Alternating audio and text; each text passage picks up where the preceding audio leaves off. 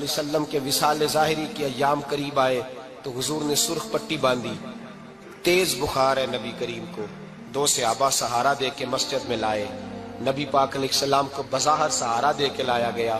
کریم رسول نے لوگوں کو جمع کیا، حضور آج کیا ہونے والا ہے، آج کیا کہا جائے گا، آج کس لیے میٹنگ بلائی ہے؟ نبی کریم کے کل صحابہ جب مسجد میں جمع ہوئے تو کھچا کھچ مسجد بھری ہے۔ وصال ظاہری سے چند یوم پہلے کی بات، نبی پاک نے فرمایا آج تمہیں کوئی جہاد کی ترغیب نہیں دینی، آج کوئی نیا پیغام نہیں دینا، آج تمہیں بتانا ہے کہ رب نے اپنے بندے کو اختیار دیا ہے، چاہے تو دنیا میں رہے، چاہے تو اس کی بارگاہ میں حاضر ہو جائے۔ اس عبد نے بارگاہ ربوبیت کی طرف لوٹنے کا ارادہ کر لیا ہے۔ حضرت صدیق اکبر رونے لگے تو صحابہ نے کہا تمہیں کیا ہوا؟ کہنے لگے سمجھ نہیں رہے، کسی کی بات نہیں کر رہے، نبی پاک تو اپنی بات فرما رہے ہیں، اس نے جانے کا ارادہ کر لیا۔ سنیے میرے بھائی، محبوب پاک نے فرمایا بھائی کسی شخص کو میری طرف سے کوئی تکلیف پہنچی ہو تو بدلہ لے سکتا ہے، بدلہ لے سکتا ہے، کسی کو تکلیف پہنچی ہو۔ صحابہ پھوٹ کے رونے لگے، محبوبہ کرم ہی کرم ہوا ہے، رحمت ہی رحمت آئی، آپ کے بارے میں گمان کرنے والا بھی دائرہ ایمان سے نکل جائے گا۔ حضور آپ کیا فرما رہے ہیں؟ فرمایا نہیں بھئی اٹھو۔ پیچھے سے جناب عکاشہ بن محصن اٹھے، ہاتھ کانپتے ہیں آگے بڑھے، کہنے لگے یا رسول اللہ، ایک جنگ کے موقع پر آپ نے درہ مارا تھا، ننگی پیٹھ پر صفیں سیدھی کراتے، بات دل میں رہ گئی ہے، میں نے بدلہ لینا ہے۔ نبی کریم نے فرمایا بلال دوڑ کے جاؤ، فاطمہ کے گھر درہ پڑا ہے، درہ لاؤ۔ سیدنا بلال حبشی کہتے میں گیا، دستک دی سیدہ طیبہ طاہرہ، حضرت فاطمہ فرمانے لگی بلال کیسے آئے ہو؟ اماں جی وہ درہ چاہیے تھا۔ سیدہ کو تشویش ہوئی، کہنے لگے بلال نہ تو جنگ پہ جانا ہے، نہ جہاد ہے، نہ کوئی ایسا موقع ہے، حضور کی تو طبیعت مبارک بظاہر بڑی علیل ہے، درہ کیا کریں گے؟ حضرت بلال عرض کرنے لگے اماں جی ایک صحابی بدلہ لینے لگے ہیں، صاحب طبقات نے جملے لکھے ہیں، کہتے ہیں بی بی صاحبہ نے درہ بھی دیا اور امام حسن حسین کو بھی باہر نکالا۔ فرمانے لگی عکاشہ سے کہنا 100 درے مارے، ان 2 شہزادوں کے جسم پر نبی پاک کے قریب نہ جائے، میں نے 2 بچے پیدا ہی اپنے محبوب پر قربان کرنے کے لیے کیے، ان کو لے جائے۔ حضرت بلال کہتے میں 2 شہزادے لے کے آیا، اور جب دروازے میں میں لے کے پہنچا تو نبی پاک نے دیکھا تو آنکھوں میں آنسو آ گئے، فرمایا ان کو بٹھا دو، مجھے پتا ہے فاطمہ نے کیا کہہ کے بھیجا ہے۔ حضرت سیدنا بلال فرماتے ہیں درہ میں نے جناب عکاشہ کو دیا، حضرت عکاشہ درہ لے کے آگے جو بڑھے تو حضرت ابو بکر صدیق نے ان کے پیروں پہ ہاتھ رکھا، فرمایا عکاشہ میری طرف آ یار، مجھے مار درے، نبی پاک کے قریب نہ جا۔ مصطفیٰ کریم نے فرمایا ابو بکر تو ہٹ جا، اسے آنے دے۔ فرماتے ہیں میں چند قدم آگے گیا تو مولا علی شیر خدا نے میرے پیر پہ ہاتھ رکھا، کہنے لگے عکاشہ سوچ تو صحیح تو کیا کر رہا ہے؟ حضور نے فرمایا علی ہٹ جاؤ، میرا اور ان کا معاملہ ہے۔ جناب عکاشہ آگے بڑھ رہے، نبی کریم نے فرمایا میں اپنی امت کو درس دینا چاہتا ہوں، خبردار خبردار زندگی میں تمہارے ہاتھ سے زبان سے کسی کو تکلیف نہ پہنچنے پائے، خبردار یاد رکھنا وہ معاشرے بگڑ جاتے ہیں، وہ معاشرے تباہ کر دیے جاتے ہیں جہاں ظلم ہوتا ہے، جہاں زیادتی ہوتی ہے، جہاں لوگوں کو ستایا جاتا ہے۔ محبوب کریم کے قریب آئے حضرت عکاشہ کہ حضور میری پیٹھ ننگی تھی، آپ بھی ذرا کپڑا ہٹائیے۔ نبی کریم نے پیٹھ سے کپڑا ہٹایا، جناب عکاشہ نے درہ جو اٹھایا تو صحابہ کی چیخیں نکلی، حضرت عکاشہ نے درہ دور پھینکا، حضور کے بطن اطہر سے لپٹ گئے، چومنے لگے، کہنے لگے حضور وہ تو صفیں سیدھی کراتے لگ گیا تھا، آپ نے کہاں مارا تھا؟ یا رسول اللہ میں تو بہانہ بنا رہا تھا کہ جاتی دفعہ مجھے وجود چومنے کا موقع نصیب ہو جائے، مجھے یہ موقع نصیب ہو جائے۔ میرے حبیب نے فرمایا جس نے جنتی دیکھنا ہو میرے عکاشہ کی زیارت کر لے۔ بھائی ظلم کا دروازہ کھلا ہوا ہے اور لوگ بھول جاتے ہیں زیادتی کرتے ہوئے، وہ بہو سے ہی کیوں نہ کریں، وہ اپنے گھر کے بھول جاتے ہیں کہ شاید پوچھنے والا کوئی نہیں، شاید میزان نہیں لگے گا۔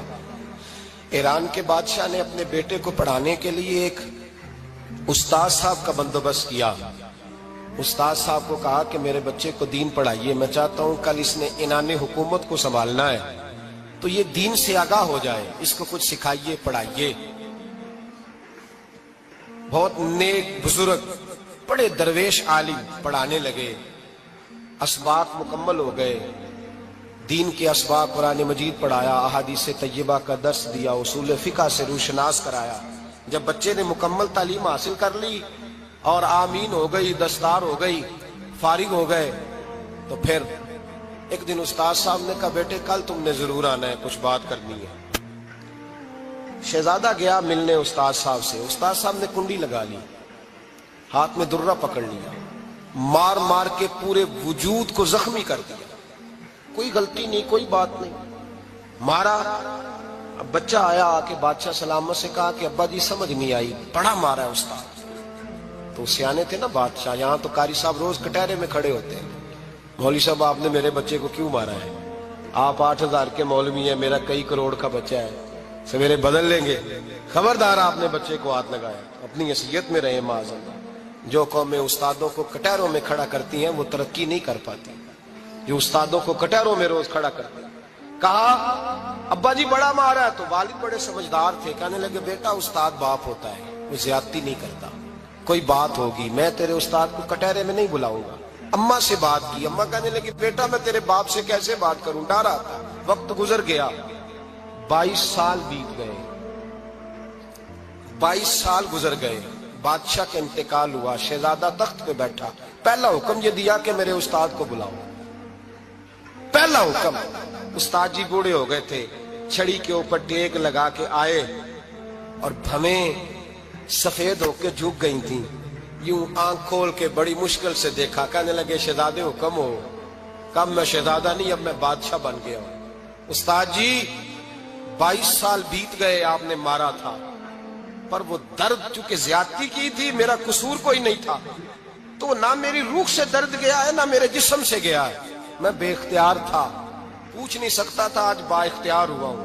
سب سے پہلے پہلا حکم آپ کو دیا، بلایا ہے، بتائے کیوں مارا تھا، کیوں مجھے مارا تھا، میری زیادتی بتائے۔